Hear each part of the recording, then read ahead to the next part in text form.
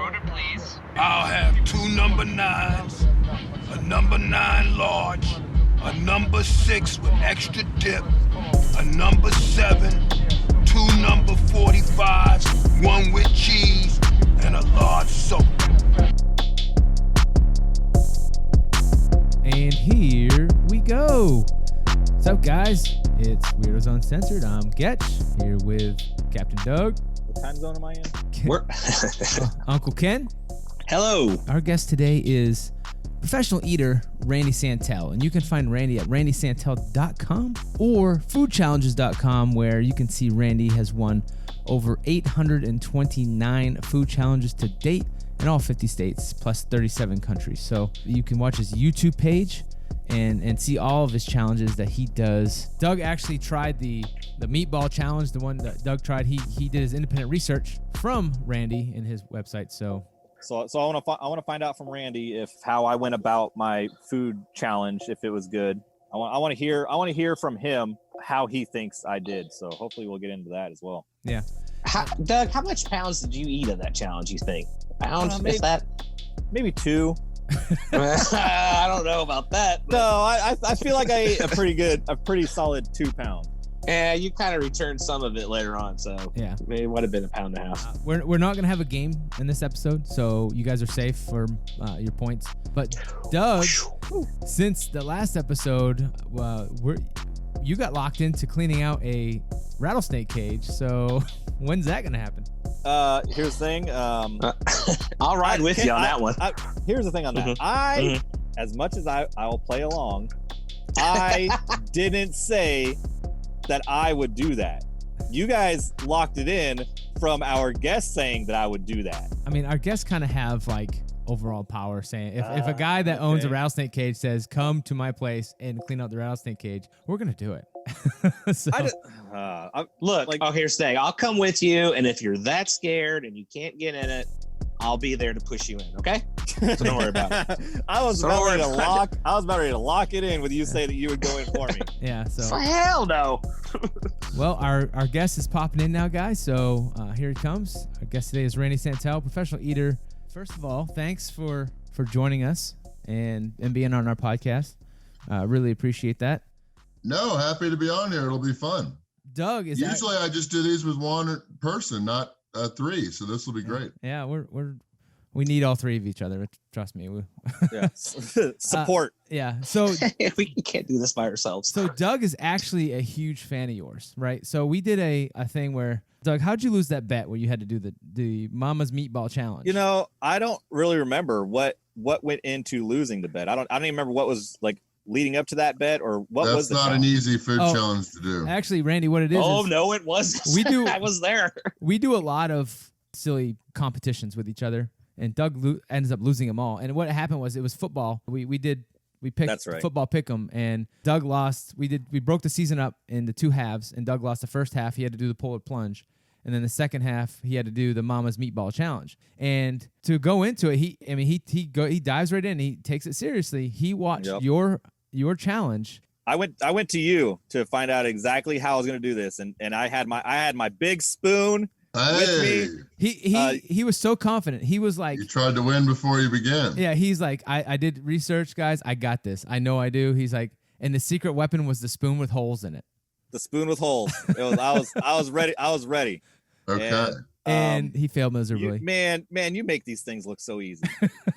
I have heard that before. That is not my first time being told that. Yeah. Even watching the Mamma Mia's like walkthrough for you to show like how to do that challenge, I was like, you're actually sitting there explaining it. You're drinking in between, and you're taking your time eating this thing, and you still knock it out of the water like it's no problem. And for everybody listening, he's talking about Mama Campese's, or also it's called Mama's on the Hill. Unless it's changed to Mama Mia's, has it?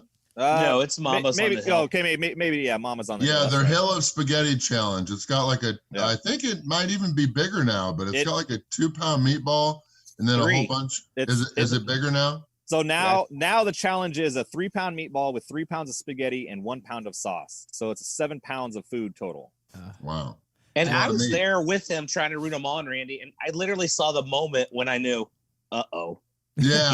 he's in trouble. Yeah. Yeah, you can look at somebody's eyes and be like, it's not happening. Yeah, you can go. We have it on YouTube. I'll send it to you. True fear. Yeah, I'll send the link to that YouTube to you on the email, so you can watch his all his mistakes that he went.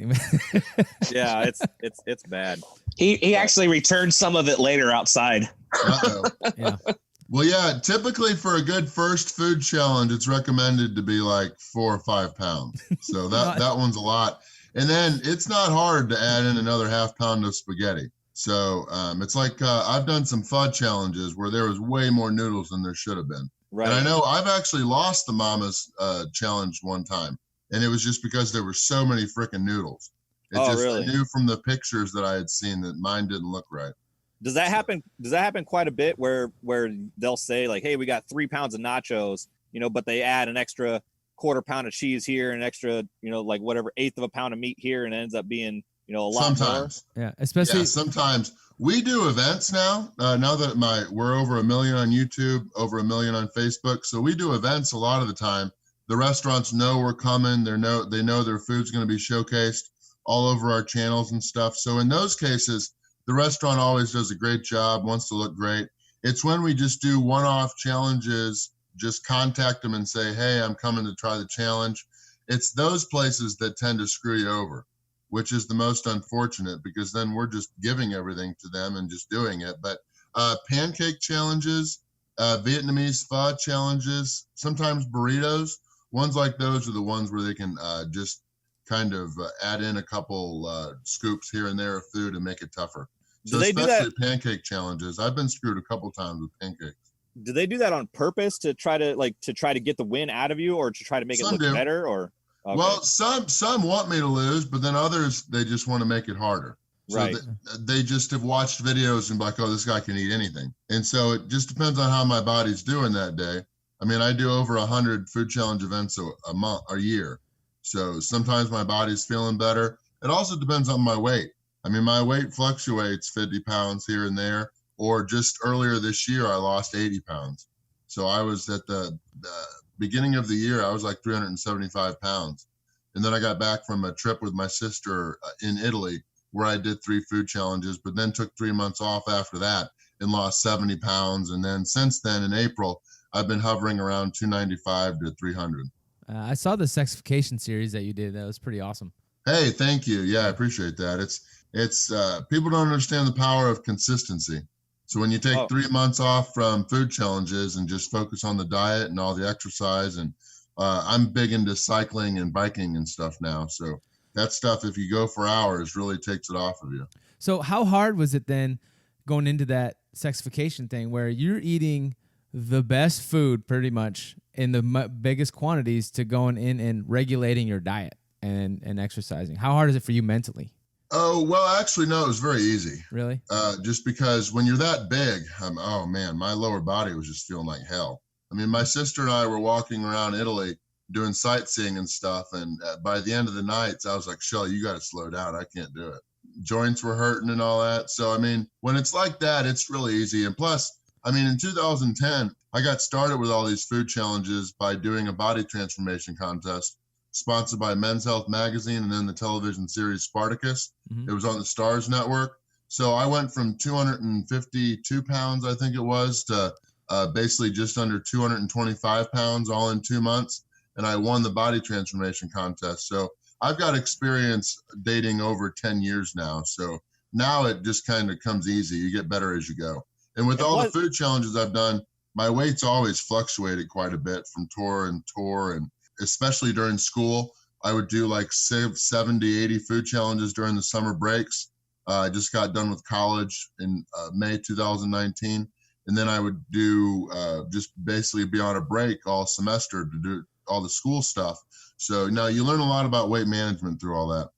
Right. Plus you have multiple degrees, right? Dietetics. Yeah. My first degree from Missouri State University in Springfield, Missouri was construction management. I played football at Missouri State as well from 2004 to 2007. And then I moved up to Kansas City for a while to work in construction. And then I retired from all that in 2013, moved home to St. Louis at the start of 2014 to work on my website, foodchallenges.com, and get all that going. And then just we were making no money on the YouTube and Facebook channels at the time, so didn't really have any money to be out on my own anyway. And yeah, just everything's going from there. And then in 2016, I went back to Missouri State to get a degree in dietetics. And then I just graduated last May 2019. Well, 2 Mays ago now. That's awesome. 2020 is going by fast, man. It's crazy. Oh yeah.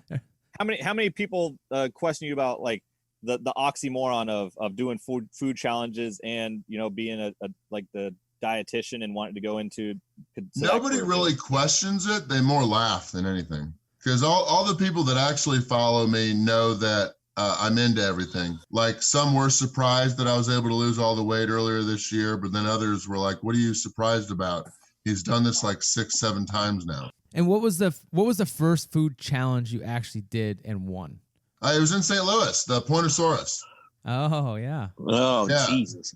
Yeah, and so team challenges are hard because not many people understand the most important thing, which is having a teammate. The right teammate. So there's a lot of people that can eat their half, but they end up doing the challenge with somebody that can't eat their half. And if there's 10 pounds of pizza, you can eat 6 and the other eats 2. The math's not right there. So yeah, my very first food challenge in March 12th, 2010 is when I took my final photos for that body transformation contest. Like 2 or 3 weeks before that, my buddy invited me, Dan, out of Atlas and Zeus Promotions. He was the original Zeus, and kind of how I got my name Atlas that I got when I'm doing the food challenges. But he invited me as a way to celebrate. He had lost previously. He had done the challenge with his old football coach, and they got smoked. But they were idiots too, because they got bacon as one of their toppings. If you're gonna eat a lot of food, you don't want to have a lot of bacon because it's just so salty. Did you have a veggie pizza then, or what were the toppings? Well, you could either go with 2 meats or 4 veggies. So it has been one with vegetables, but we decided to do pepperoni and ham. So, which I was really happy with the toppings. And they've made that pizza, the 28-inch Pointosaurus at Pointer's Delivery or Pointer's Pizza off of Big Bend near Washington University. They've made it so many times that they know exactly what to do. So it's not like it comes out bigger or different or anything. It's always standard. So it was like 10 to 11 pounds, and we won in 48 minutes. How is it that you keep all these food challenges? Because you, 800? Where are you at? 800 something wins? I just got 10 wins in Texas, so I'm at 839. Later today, I'm actually going for 840, and then tomorrow I'll go for 841 if I win the night. It just seems like when people question you about your food challenges, you remember where they were and what you had and what the toppings were, and 800 and something food challenges over the entire world. You remember what you care about, and I love all this stuff that I'm doing. So yeah, if you gave me 3 hours and like 6 sheets of paper, I would be able to write out almost all of my wins, where they were at, and some of my big tours. I could even map out how I did them and what challenges came after what. You just mentioned you got a challenge tonight and a challenge Sunday. Do you do that often, back to back? I mean, how's that possible? Oh, yeah. Yeah, no, I mean, there's probably been, I think, 40, maybe even 50 times where I've done 2 in one day. Oh, yeah. I know there was a lot when you were doing the Canada tour, right? The Canada tour was a lot of 2-a-days, I thought. Yeah. I think I've done like 4 or 5 2-a-days in a row before. Those are really rough. So, and now that I'm 34, I've been doing this 10 years, my body can't recover like that. So, like it used to. Like in my, let's see, wins number 9, 10, 11, and 12 were all in Des Moines, Iowa, all within 22 hours of each other, no throwing up. Oh, man. So, and then I've done, I think either 2 or 3 times I've done 3 in one day. Is there a challenge out there that you want to beat, that you've tried it and you just can't get there, that you've got your mind set on? There was one like that. There is one that I do want to do, but I haven't tried it yet because I know I'm not ready. I don't like doing things for second place. I don't like doing stuff I know I'm going to lose.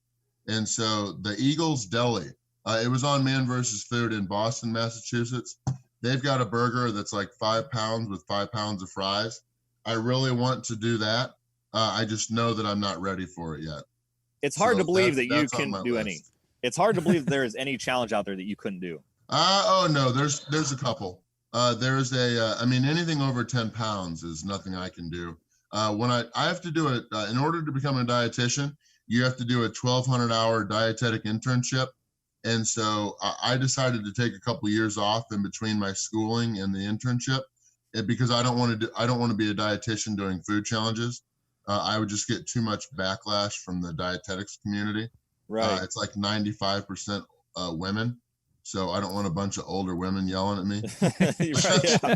Yeah, exactly. You walk in a meeting with about 12 tacos. All right. Yeah, like one of my older teachers, when I first got into dietetics and was starting school, and I was in her office, and she basically said that I'm going to need to delete my channel before I become a dietitian, so that I don't make a mockery out of dietetics. But I mean, isn't that like, this is like a good, I mean, this, like you building up this kind of fan base and this kind of followership and showing that you can go from 370 pounds and lose, you know, a lot of weight with, you know, with, I mean, it feels like such short amount of time, like that's going to help you later, right? Well, it's definitely not recommended to lose the weight as fast as I do. I never really, I mean, dietetics kind of preaches 1 to 2 pounds, but a lot of people want to go a lot faster than that. But dietetics is not talking shit on them, but they're kind of living in the Stone Age. Like a lot of people don't even know what dietetics is. No, people don't even know what dietitians are. They just think they're in the hospitals. I have no idea. A lot of that is dietitians' fault. There is zero on social media. So in 2022, when I passed the test to become a dietitian, I'll automatically become the #1 followed dietitian in the world.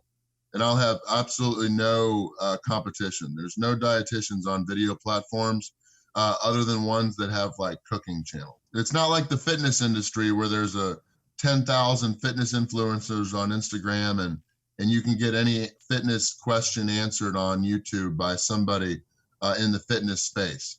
As far as if you want to get nutrition advice, you're going to be getting it from a fitness expert who also knows some nutrition. Right. Yeah. So as a professional eater, I want to move on and focus the YouTube channel, the Facebook page and everything on helping people with their nutrition and weight management. Right. So, I mean, you can use that platform. Be more nutrition focused. Right. And then you can actually use that platform to kind of, to mold what people think of dietetics, and you get like actually. Yes. Yeah. It'll be very good. There's going to be a lot of opportunities. I mean, there'll be a lot of opportunities with brand deals and stuff like that. If a food product company wants to have a dietitian rep, they either have me or nobody. Right. Yeah. So it'll be fun. And then two, I mean, I get the question a lot of how do dietitians get higher on social media? And then I just tell them I have no idea. Right. Nobody wants to follow pictures of kale. Yeah, exactly. Well, I guess I'll be deleting that Instagram. Kale. Delete. I noticed I was looking at all your $20 challenges, food challenges. You opened my mind up about dipping Jack in the Box tacos in Frank's hot sauce. I never thought that would be a good combo, but I need to try that. Do you do buttermilk? No, I just put some salsa inside the taco that I make. But God, that's like the basic bitch level of yeah. But no, there's something special with that Frank's Red Hot sauce. It's better than, I think they add butter to the packets. That's my assumption. I'm going to have to try that. But I did notice on some of the challenges, you kind of asked for not certain sauces on it, like maybe mayo. Is there a reason why certain sauces on some of the food just does not sit well with you? And what are those? As dumb as it sounds, it really is a calorie thing. Oh, really? Yeah. Like if I go to Jack in the Box or McDonald's and get McChickens, I mean, the mayonnaise they throw on there is like an extra 220 calories. It doesn't really do anything for me flavor-wise. I'd rather have buffalo sauce. So I just ask him to take it off. Well, Doug and I... Same with Diet Coke. Diet Coke's really a calorie thing. Really? Is that what is your main soda when you're doing these challenges? Usually Diet Coke or Pepsi. Okay, yeah. And that's more to get the gases going, right? To kind of expand. Yeah, there's 3 reasons. Yeah, but first of all, what were you going to say?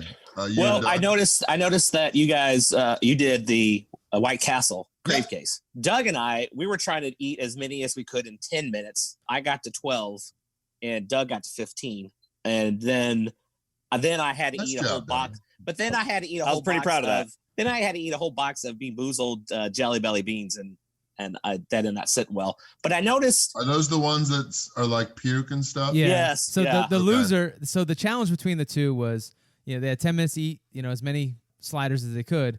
but whoever lost immediately had to take a box of those gross jelly beans and slam them. Oh, wow. So a little motivation to fun. not lose. But I did notice on some of your challenges, you do it from your knees, which kind of, I wish I would have learned that when I was doing this challenge. Is there a reason that you would rather do it from your knees than maybe sitting down or even standing up? Yeah. Okay. I'll explain both of those questions now. So the kneeling is, have you ever watched the hot dog competition on 4th of July? Yes. All those guys are standing, moving around. And so the best position for eating a lot would be more standing because your body's upright. But I'm 6'5", very tall. So if I stood at a normal sized table, the camera would have to be so far away in order for me to be standing and still eating and get my food and me eating. And so that wouldn't be good for the video. And I don't want to sit. So by kneeling, my body is in an upright position, but I'm in a seating view for the camera. And so actually just this year, I finally decided to get on Amazon and bought some good knee pads. I used to just get towels or blankets or something from the restaurant, or I would bring a towel in or something like that and kneel. But now I've got actually knee pads, which I bought knee pads and then my dad took them from me and said, here, buy another one, buy another pair. Those look really good. And so then I bought another pair and I've been really happy with them. So yeah, that's the reason for that. And some people wonder how I can be on my knees for that long, and then I just tell them I'm well practiced, and they start laughing. Yeah. Oh, interesting. And then I just tell them, get your mind out of the gutter. Yeah. But then as far as the soda goes, there's 3 reasons. Number one is, I mean, if you eat 5, 6, 7 pounds of anything, you're not going to like the last 2 or 3. It's going to get old, even your favorite foods. And so, and especially too, if you take 30 minutes, the last couple pounds you're eating are going to be cold. And so the strong taste of the Diet Coke or the Diet Pepsi, whatever I'm drinking, overpowers the taste of the food. So I'm able to get it down. Oh, so it helps. If I'm doing, if you ever see me drinking lemonade, in my first like couple hundred videos, I would have more lemonade. The lemonade is best because it's so sugary. I do have full on lemonade with that. The sugar helps cut like really, really greasy challenges. If there's like really greasy hand-cut fries or something like that, the lemonade is good with that. But then with the soda, when you're eating a lot, as you guys may understand the feeling, it's kind of like Tetris, the food all just going down into your stomach.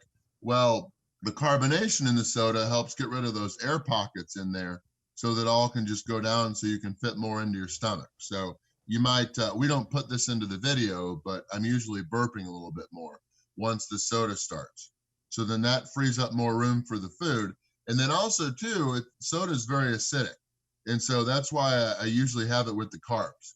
So it kind of helps making eating the bun, the pizza crust, and the fries all a little bit easier. Oh, wow. So, I mean, see, I thought all this time it was just really as simple as I just want to burp and get the gas up, but that's so much more complex. Yeah, there's a couple reasons. And some people call me an idiot for having it, saying that it fills you up. But I mean, if you ever watch other eaters as well, there's a lot of other people that drink soda too. Right. And it helps me. You are the cleanest eater as well. There's sometimes where you try to watch other like competitive eaters or just people that are just trying to eat a lot in a short amount of time and they're just shoving it in their mouth. It's like you cut everything up and you're still using your utensils and I always try to respect the food and I always make sure to try to give my viewers a great viewing experience. So the editors know, Magic Mitch Dombrowski and then Arthur Davis are my 2 full-time editors. They do a great job. They both know to keep anything gross out. And if I do a really messy challenge, I apologize in advance. I just say this is going to get really messy. Yeah. And if people can't understand that, then I mean that's their own problem. That's not mine. Yeah, if you have if you're trying to eat a burrito that's just loaded with sauce or something that's just a messy food item, I mean there's not much I can do. Right. Yeah. Yeah. When you watch a lot of competitive eating, it does not look attractive. You know, like especially the hot dog guys and things like that. So it is pretty. I've actually never really been into competitive eating because I kind of find it gross. I mean, you can also say that I can't beat Joey. And like I said earlier, I don't like doing stuff for 2nd or 3rd place. So, I mean, the most hot dogs I've ever eaten was 31 in 10 minutes. I think I could break 40, but I don't think I could get to 50. But yeah, just dunking stuff in water is just nasty. Yeah. If I ever do hot dogs, I have to dunk them in lemonade for for that that. extra Oh. flavor. I noticed you Really? have a sort of biting technique. I mean, you just go straight in and just go. Is that a strategize as far as that technique goes? As far Yes, as yeah. If you're trying to eat fast, chewing's a waste of time. So it's not really about eating or chewing; it's about swallowing. So So the reason that Molly Schuyler, if you've ever watched her, or even Joey Chestnut, or any of those guys that are just super fast, pretty much if it can fit in their mouth, they can swallow it. wow. So, or like Pat Bertoletti is from Chicago. He was one of my favorite eaters starting out. He's one of those guys that can just chug without having to gulp. Oh, wow. Okay. Can either of you guys do that? No, Like would the tried. liter of beer all without like gulping, just slug it down in a couple I would seconds. drown. I would drown. I've tried. Yeah. I remember. Yeah, I can't do it either. They can just kind of open their throat and just let it all go down. Yeah, I remember back in the And- day on the Man Show, that dude at the Yeah, piano. that used guy. to- Yeah. yeah, Yeah, ziggy zaggy ziggy oi oi oi. yeah. Yeah.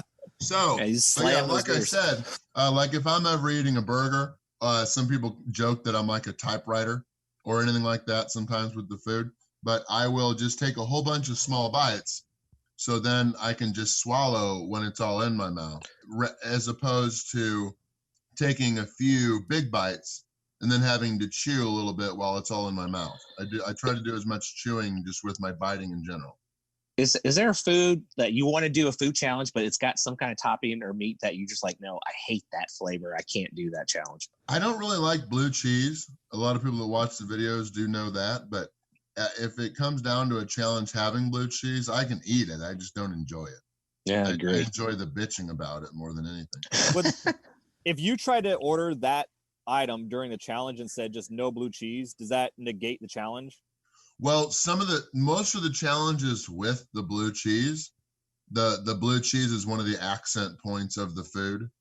And Right. so it would kind of ruin the sanctity of what I'm eating. Okay. And so in cases like that, I mean, but if blue cheese is an option when they also have cheddar, Swiss, pepper jack, and all that, I'm going to go with anything but blue cheese. I like blue cheese. Yeah. Yeah. A lot of people do. Some people are like, what are you talking about? Blue cheese is delicious. Yeah. See, that's why I can't do a lot of food challenges because like I'm such a bitch with food. Like No heat. mayonnaise, spicy stuff, Miracle Whip, all that stuff. Yeah, no, there's nothing that I don't like. I don't have any food rules as far as I'm not gluten free or anything like that. My digestive system's very strong. The only thing that I ever say no to is anything hotter than ghost peppers. So anything I with agree. Trinidad Moruga scorpion peppers or Carolina Reaper peppers or anything like that, I have no desire to eat them. Yeah. So I fully trust other people that Carolina Reaper peppers are hot. I don't need to test them myself. So you have some videos that actually teach people how to prep for food challenges. What would be your go-to prep move? Like, hey, you have to do this, like the stomach stretching or I guess Doug's holy spoon. No, the stomach stretching is definitely number one. Yeah. So, I mean, if you have the capacity, like I was just answering a couple YouTube comments before this. Somebody was wondering, yesterday we posted a video where I ate 5 double cheeseburgers, and they were wondering why I ate them as double cheeseburgers and I didn't break them down and eat the meats first and then the buns. When I can actually eat them as burgers, or when I can eat something as the food, I will, I'll eat it as I can. But if it's a massive, like 3-pound burger patty and stuff like that, I'll break it down. And so, I mean, it would be strategy, like I say on foodchallenges.com, to eat all the meats first. But if you have the stomach capacity, your strategy really doesn't matter. So if it's like a big challenge and I know that it's going to be rough fitting it all in, that's when I got to have my strategy on point. Yeah. And but if I know that it's like a 5-pound meal and I'm going to be able to eat it, my strategy doesn't matter as much. And so definitely having the right stomach capacity, training a few days in advance and getting ready, that would definitely be the most important thing. See, I think my problem was I just didn't eat dinner the night before my food challenge, and like that's what I thought. I was like, I just want my stomach as empty as I can. Well, the other thing too is you had no confidence, and if you did, it was fake confidence. It was definitely fake confidence. It was Yeah, because you didn't have any experience to draw off of. right. That's why. I mean, some of the smartest things the smartest people are the ones that do food challenges that aren't even free if they win. So it's like Right. one of those at a restaurant that's just doing it for it's almost like a cash making thing, where it's like a $35 burger challenge, where if you finish it in one sitting, you still pay for it, but you get a free t-shirt or something like that. Right. I mean, a lot of people just right out from the gate, they try a 6-7 pound food challenge when they've never even really eaten 4 or 5 pounds all in one sitting before. Originally, Yeah, the big thing is just building up confidence. before it got rescheduled, I was actually supposed to go out to and do that 5 shake challenge in Illinois. But No, it was in Crown Missouri. Candy? Yeah, oh, Crown Candy. Crown Candy's in Missouri. Yeah, Oh, actually, okay, my mom just went there for lunch a couple days ago. yeah, They're I was back supposed to. dining. We were supposed to. That was the original punishment, was going to be the Crown Candy 5 milkshakes, and I was terrified of that. But it was one of those, they couldn't promise they could do the milkshakes, and we had to make sure they called ahead and all that stuff. And Yeah, well, they always just depend on how busy they are. yeah, Yep. and so I was terrified to do that one. Was it they started in 1905 or something like that? That's crazy. Yeah, but what? But yeah, I've done that in 2.5 minutes. I don't expect you to beat me. What? Holy How do you- crap. Yeah, if you put in Randy Santel Crown Candy milkshakes or something like that. I actually, you guys have lived in St. Louis. It was on the Tim Mazzell show Okay. on Fox 2 back when they did it, like 8 a.m. I had to be there at like 7. I had to be there at like 7:15 at Crown Candy before they opened and stuff. Tim Mazzell came over and filmed me doing the challenge. Yeah. I did it in like 4 minutes and 50 seconds for the first time, not really knowing what I was doing. And then I was just kind of like just doing it. And I did it in 4:50, and I was like, I could have gone so much faster. So then we contacted Channel 2, and they wanted to do it 2 minutes and 29 seconds. So next time you're there, look at the plaque. You'll see my good looking time. I get brain freeze just thinking about that. Well, that's the thing, is there's strategy with that as well. The brain freeze, do you know where brain freeze comes from? Isn't it this like your mouth trying to warm back up? It's the freezing and thawing of the capillaries in the roof of your mouth. Right, yeah. So that's why when you like when you drink from a straw, if you want to avoid brain freeze, you don't drink from a straw. If you're drinking a Slurpee or something, you're sending all of that cold right to the roof of your mouth. And so you're going to get hell from that. So, or like when you're doing an ice cream challenge, you want to have your big spoon, but then right before you put it in your mouth, you turn the spoon so that you keep the metal between the ice cream and the roof of your mouth. Oh, okay. But then after each bite, I also have warm water that I sip in order to keep the roof of my mouth from freezing or getting too cold. Is there a type of cuisine that you like doing challenges, like more Italian, more Mexican, more Chinese? I would say Mexican, because Mexican's all broken up. I mean, burritos, tacos, there's not really that much chewing to it. It's already pre-chewed sounds gross. It's already ground. Yeah. I mean, you got the rice and all that. I mean, it's like ground beef, pulled chicken. So it's all easier to eat. And then if a burrito is served wet, then the sauce all soaks into the tortilla so that the tortilla is a little bit easier to eat. But also, if it's a dry burrito, you can pick it up with your hands, and you can almost eat it like an anaconda. Yeah, right. I saw you do that nine burrito challenge, and you thought it was a certain poundage to ponchos. it. That was a lot of food. And you had churros too at the end. So yeah. But also burritos are one of those foods where if the guy's feeling like a jackass, you can add in a scoop of beans and a scoop of rice, and nobody will know about it. The burritos still look the same. When you're on tour and you're in the middle of all these challenges, but you go in, say, for a regular meal, can you just enjoy it, or do you just scoff it right up because you're in that kind of challenge mode? Like, say, it all depends. You're not always Atlas. We're talking regular meal. Okay. Yeah. No, I always enjoy. So I Atlas my food when I'm home and when nobody's around me, because a lot of people ask if I love to cook, and no, I don't. I've been single since like 2012, and my feeling, I don't get any personal satisfaction out of cooking. Cooking for me is a waste of time. And so a lot of my meals are quick to prepare, very quick to eat, so I can get back to work. But as far as when I'm out at restaurants, like I was just out with my friend at a restaurant last night and got a buffalo chicken sandwich with gooey butter cake for dessert. Definitely not a lower calorie meal. I was after a long bike ride though. But yeah, no, I always enjoy. I don't ever just speed right through. With COVID, things probably slowed down a little bit, huh? With no restaurants kind of being open. Well, that's what he was talking about, Ken, the Pancho's Burritos. That video that we did was all part of a 30 video series we called Dinner is Served. So I have a team called Further You that sets up all my events. I was supposed to leave on tour in April, but that of course all got shut down by all this stuff. So ended up we had to create this series for me to just eat at home, basically supporting small businesses and restaurants around Springfield, Missouri, which was also cool because we could feature a different cuisine or different set of foods in every video. So yeah, we did that for 30 episodes. We post new videos on my YouTube and Facebook pages every Monday, Wednesday, and Friday. So 3 videos a week. So yeah, we did that for 10 weeks, and now we're back to doing food challenges again. We're going to be trying to do the same tour that I was supposed to start in April. We're hoping to start it in August. Right. That was my next question is where are you headed next? Actually, on Monday, I'm leaving for Alaska. So I've got a friend named Katina in Spokane, Washington. She has a YouTube channel. We're going to be meeting in Anchorage, Alaska on Tuesday. I'm flying up there on Monday. And then we're going to do challenges around Anchorage and a couple other smaller cities, and then Fairbanks, all around there for like 10 days. And then I'm coming back and doing a food challenge in Joplin. And then I'll have a couple days off, and then I'll be basically going on my big tour after that, starting in Oklahoma and Arkansas. Have you done we'll be in the United States until the end of October, and then as long as everything clears out, we'll be going to the UK and Ireland. So I'm hoping to do like a 5-week tour in November and December before Christmas. Have you done a challenge in every state? I have.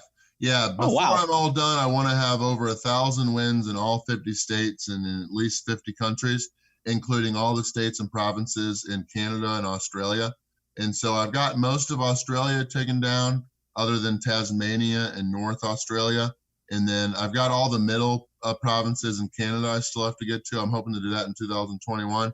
But I do have all 50 states. What you got? I would like to have 2 or 3 wins in all 50 states. There's a couple states where I only have 1, like Wyoming and Vermont and Delaware. But then I'll be doing a lot more tours and trips and stuff upcoming during this next year or so. So I'm hoping to get some more. And even after I finish my dietetic internship, I'll probably still do like 2 more tours before I actually take the test to become a dietitian, get my book coming out and stuff like that. And then I'll go from all this traveling for food challenges to traveling as a public speaker. That's awesome.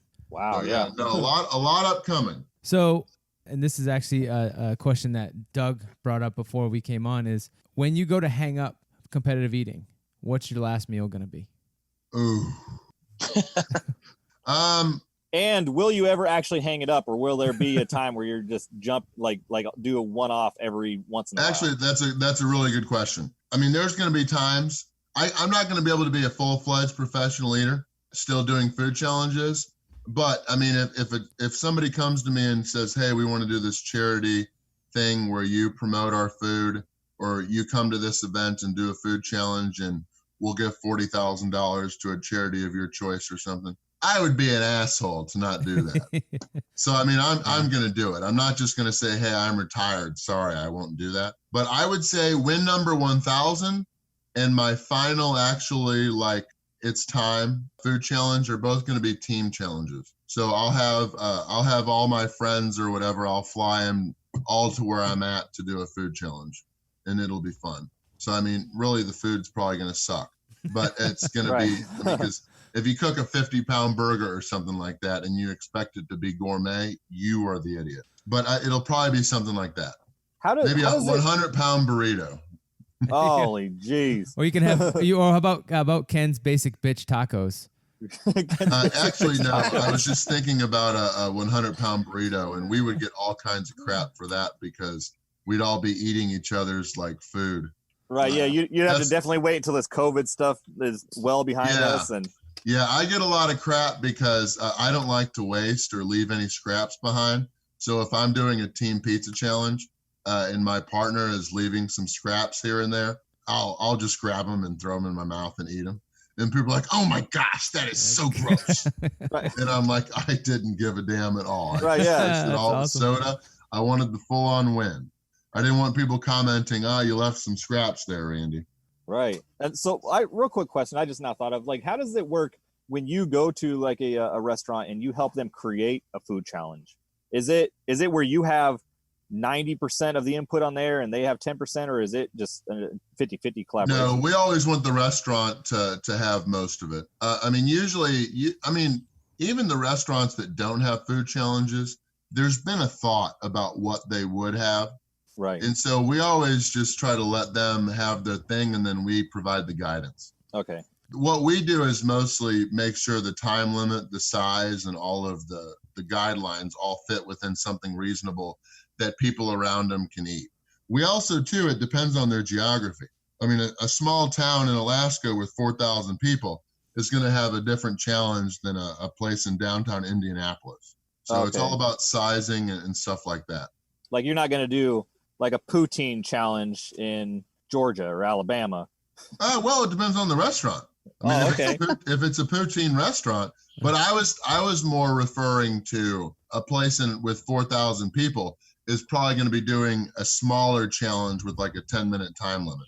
Oh, I see what you're saying. As opposed to in Indianapolis or a big city where you're going to have a lot of people, having something that's a little bit harder.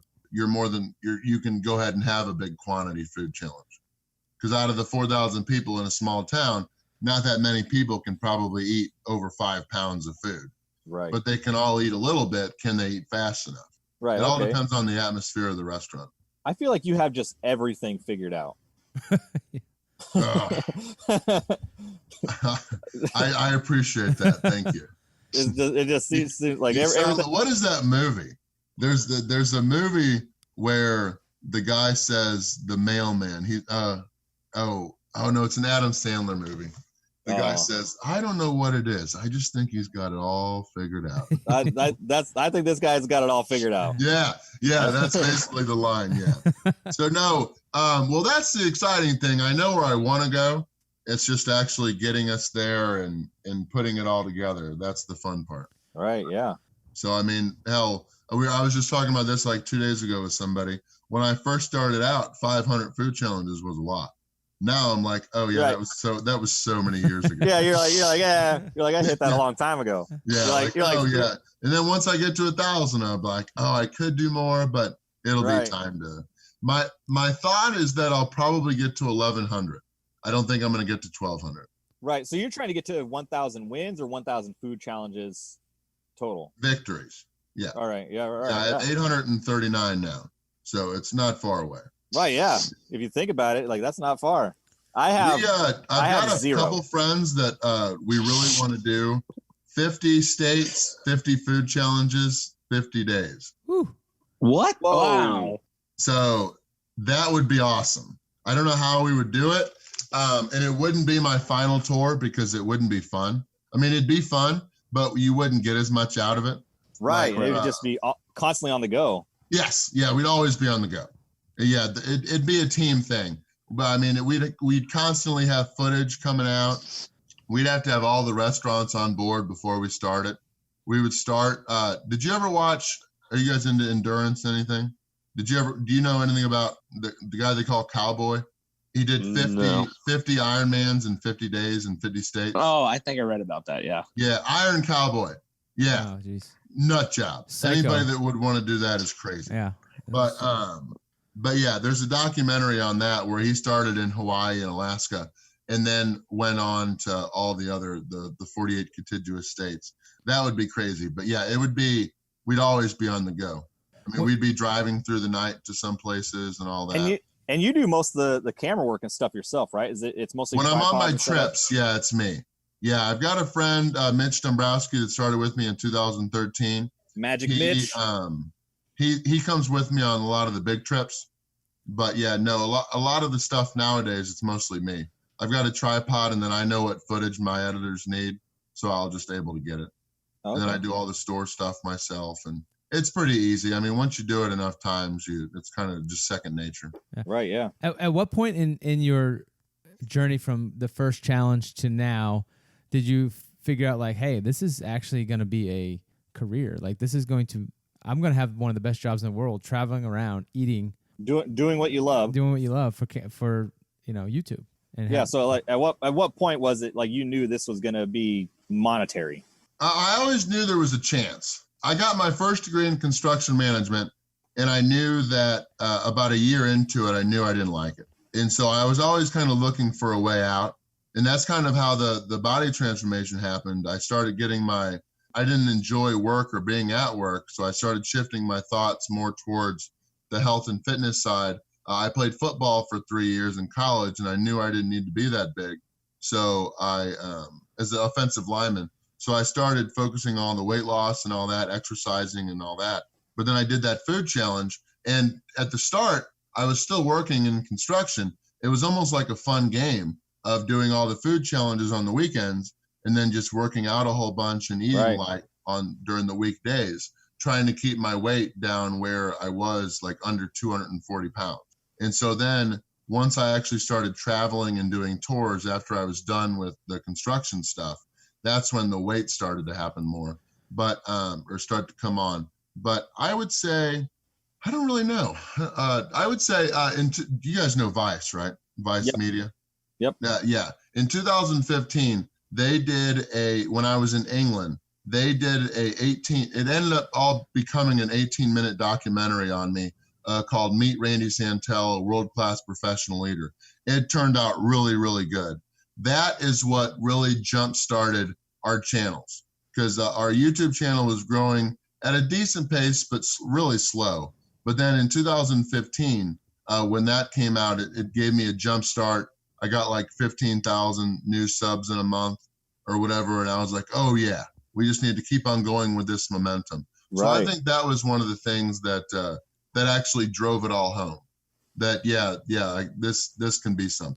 And then I always knew it could, but it was not really fake confidence. It was just more of just hoping. But then once that actually happened and we started getting some traction, stuff got better. Yeah. And then when you hit 1 million followers, what was the feeling on YouTube?